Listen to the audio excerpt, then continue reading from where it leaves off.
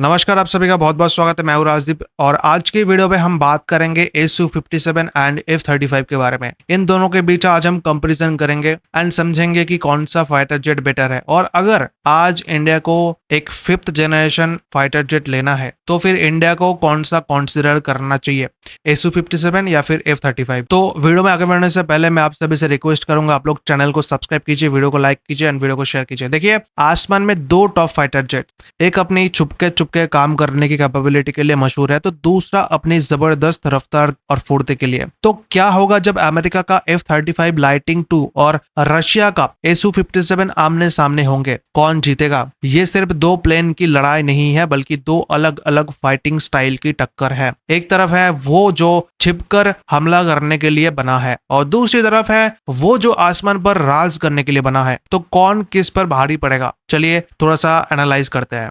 देखिए, आज हम दुनिया के दो सबसे एडवांस्ड 5वीं पीढ़ी के लड़ाकू फाइटर जेट का कंपैरिजन करेंगे। अमेरिका का F-35 और रशिया का Su-57 मतलब Su-57। देखिए, F-35 को एक गायब हो जाने वाली हथियार की तरह बनाया गया है जिसका मेन काम दुश्मन के इलाके में घुसकर बिना दिखे जरूरी ठिकानों को तबाह करना है। ये एक ऐसा प्लेन है जो अपना मिशन पूरा करके खामोशी से घर वापस लौट सकता है। इसके उलट Su-57 एक आसमानी दबदबा बनाने वाला फाइटर है जिसे आसमान का राजा बनाने के लिए डिजाइन किया गया है। इसकी असली ताकत इसकी रफ्तार, फुर्ती और ढेर सारे हथियारों में है। तो आइए इन दोनों की ताकतों और कमजोरियों को तोलते हैं और देखते हैं कि असली लड़ाई में कौन ज्यादा असरदार साबित होगा। देखिए, 5वीं पीढ़ी के फाइटर जेट की सबसे बड़ी खासियत होती है स्टेल्थ, यानी दुश्मन के रडार से गायब रहने की ताकत। इस मामले में F-35 को साफ तौर पर बढ़त हासिल है। इसका पूरा डिजाइन, इसकी बाहरी बनावट और खास रडार सोखने वाला पेंट, सब कुछ बस एक ही काम के लिए बना है, इसे रडार पर लगभग भूत बना देना, मतलब दिखाई ना देना, इनविंसिबल बना देना। ये किसी भी एंगल से रडार की पकड़ में आसानी से नहीं आता, जिससे ये हमला करने से पहले तक दुश्मन के लिए अनजाना बना रहता है। दूसरी तरफ Su-57 का स्टेल्थ को लेकर नजरिया थोड़ा सा अलग सा है। ये फ्रंट एस्पेक्ट स्टेल्थ पर ज्यादा ध्यान देता है, जिसका मतलब है कि ये सामने से आ रहे रडार को धोखा देने में ज्यादा माहिर है, लेकिन साइड या फिर पीछे से पकड़े जाने का चांस ज्यादा है। रशिया ने हर तरफ से गायब रहने की कैपेबिलिटी के बजाय रफ्तार और हवा में कलाबाजी को ज्यादा इंपॉर्टेंस दिया है। जब बात स्पीड और हवा में कलाबाजी की आती है तो Su-57 का पल्ला भारी है। Su-57 की टॉप स्पीड मैक 2 लगभग 2500 किलोमीटर प्रति घंटे की है, जबकि F-35 मैक 1.6 लगभग 1976 किलोमीटर प्रति घंटे की है। यह स्पीड Su-57 को दुश्मन का पीछा करने या फिर लड़ाई से बचने में बड़ा एडवांटेज देती है। Su-57 की सुपर क्रूइज और सुपर मैन्युवरेबिलिटी उसकी ताकत और भी बढ़ा देती है। सुपर क्रूइज का मतलब है कि ये प्लेन आफ्टर बर्नर यानी ज्यादा फ्यूल जलाए बिना लगातार सुपरसोनिक स्पीड पर उड़ सकता है, और दूसरी तरफ F-35 को तेज रफ्तार के लिए ज्यादा फ्यूल जलाना पड़ता है। इसके अलावा Su-57 के इंजन में लगे 3D थ्रस्ट वेक्टोरिंग नोजल्स इसे कमाल की फुर्ती देती है। इसकी वजह से ये हवा में ऐसे करतब कर सकता है जो नॉर्मल प्लेन सोच भी नहीं सकते, जैसे अचानक रुककर डायरेक्शन बदलना। नजदीकी हवाई लड़ाई यानी डॉग फाइट में ये कैपेबिलिटी Su-57 को F-35 पर एक तरफा जीत दिला सकती है। अगर Su-57 की ताकत उसकी बॉडी है तो F-35 की असली जान उसके एडवांस्ड कंप्यूटर और सेंसर्स में है। F-35 अपनी सेंसर फ्यूजन कैपेबिलिटी के लिए जाना जाता है। प्लेन के चारों तरफ लगे बहुत सारे सेंसर्स, रडार और कैमरास मिलकर पायलट के हेलमेट पर जंग के मैदान की 360 तस्वीर बना देते हैं, जिसमें दुश्मन की लोकेशन साफ साफ दिखती है। ये जबरदस्त सिचुएशनल अवेयरनेस F-35 को सिर्फ एक लड़ाकू विमान नहीं बल्कि एक उड़ता हुआ कमांड एंड कंट्रोल सेंटर बना देती है। ये वार के मैदान में अपने साथी विमानों और सैनिकों के साथ डेटा शेयर करके उन्हें और भी खतरनाक बना देता है। Su-57 के एवियोनिक्स काफी एडवांस्ड है, लेकिन F-35 के फुल्ली ऑटोमेटेड सिस्टम्स के सामने वो थोड़े कमजोर माने जाते हैं। F-35 को इंफॉर्मेशन अपने आप मिल जाती है, जबकि Su-57 के पायलट को डेटा को खुद समझना और जोड़ना पड़ता है। दोनों ही विमान अपनी स्टेल्थ बनाए रखने के लिए अंदरूनी बेस यानी इंटरनल बेस में खतरनाक हथियार ले जा सकता है। इस मामले में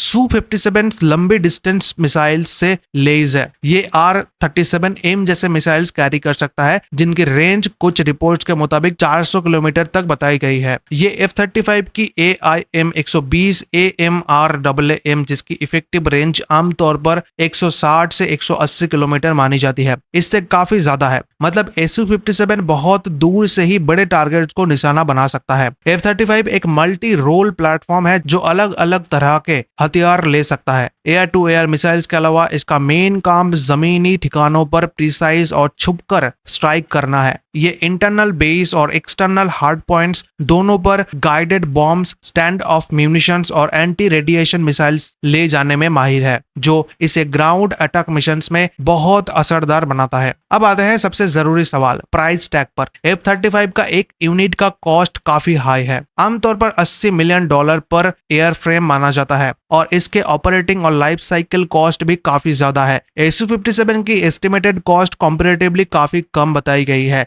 रिपोर्ट्स में $50 मिलियन के आसपास मेंशन हुआ है, जिससे ये एक कंपैरेटिवली सस्ता ऑप्शन नजर आता है। एक और बड़ा फैक्टर है numbers and global presence. F-35 का प्रोडक्शन लार्ज स्केल पर हो रहा है। 1100 से ज्यादा एयरफ्रेम्स बनाए जा चुके हैं और ये कई एलाइड एयर फोर्सेस में एक्टिव है, इसलिए इसको रियल वर्ल्ड ऑपरेशंस में एक्सटेंसिव तौर पर आजमाया गया है। इसके ऑपोजिट देखोगे तो Su-57 का प्रोडक्शन अभी तक लिमिटेड रहा है। 2025 की शुरुआत तक रशियन एयरफोर्स के पास कुछ 40 से 50 प्रोडक्शन एयरक्राफ्ट ही रिपोर्टेड थे। मतलब इसकी लार्ज स्केल ऑपरेशनल टेस्टिंग और डिप्लॉयमेंट F-35 जितनी एक्सटेंसिव नहीं है। तो भारत के लिए यहाँ पर कौन सा फाइटर जेट बेटर होगा, ये सिर्फ एक टेक्निकल सवाल नहीं बल्कि एक बड़ा जियोपॉलिटिकल पिंच होगा। Su-57 खरीदना भारत और रशिया की दशकों पुरानी रक्षा साझेदारी को आगे बढ़ाना होगा। रशिया ने इंडिया को मेक इन इंडिया के तहत फाइटर जेट बनाने और टेक्नोलॉजी ट्रांसफर का भी प्रस्ताव दिया है। ये भारत के लिए एक ताकतवर और तुलनात्मक रूप से सस्ता डील हो सकता है, लेकिन इस रास्ते में कई मुश्किलें भी है। इंडिया पहले Su-57 पर आधारित FGFA प्रोग्राम से वापस हट चुका है क्योंकि कैपेबिलिटीज और टेक्नोलॉजी शेयरिंग को लेकर मतभेद थे।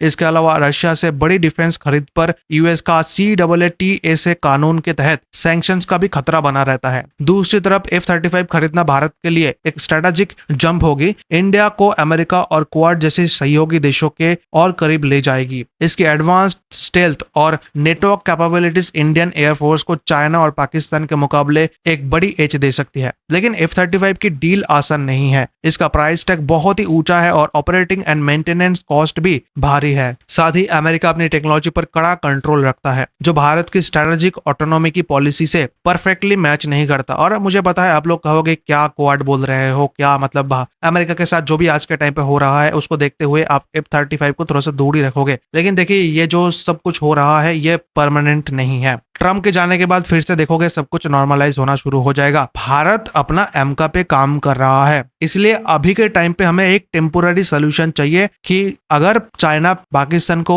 एक 5th जनरेशन फाइटर जेट दे दिया तो उसको टैकल करने के लिए हमें अभी टेम्पोररी बेसिस पर एक 5th जनरेशन चाहिए। तो यहाँ पर मैं आपसे पूछता हूँ, इस सिचुएशन को ध्यान में रखते हुए इंडिया को क्या करना चाहिए? क्या अमेरिका का F-35 लेना चाहिए या फिर रशिया का Su-57 लेना चाहिए टेम्पोररी बेसिस पर? तो इसके बारे में आप क्या सोचते हैं? और यहाँ पर मैं अपनी एक ओपिनियन देना चाहता हूँ। देखो भारत चाहे तो कुछ भी कर सकता है। भारत अपने पे आ जाए तो एमका क्या, एमका से भी ज्यादा एडवांस चीजें बना सकता है। लेकिन प्रॉब्लम है फंडिंग का। गवर्नमेंट रेबड़ी बांटने में बिजी है। गवर्नमेंट रेबड़ी में करोड़ों लाखों करोड़ों रुपए दे सकता है, लेकिन इसरो या फिर हमारे डिफेंस में उतना नहीं पैसा जाता। तो इसीलिए यहाँ पर मैं आपसे ओपिनियन जानना चाहता हूँ। आप लोग जरूर बताइएगा कि भारत को क्या करना चाहिए। एंड बाकी इस वीडियो को देखने के लिए बहुत बहुत धन्यवाद। वीडियो को शेयर कीजिए, वीडियो को लाइक कीजिए and thank you so much for watching this video.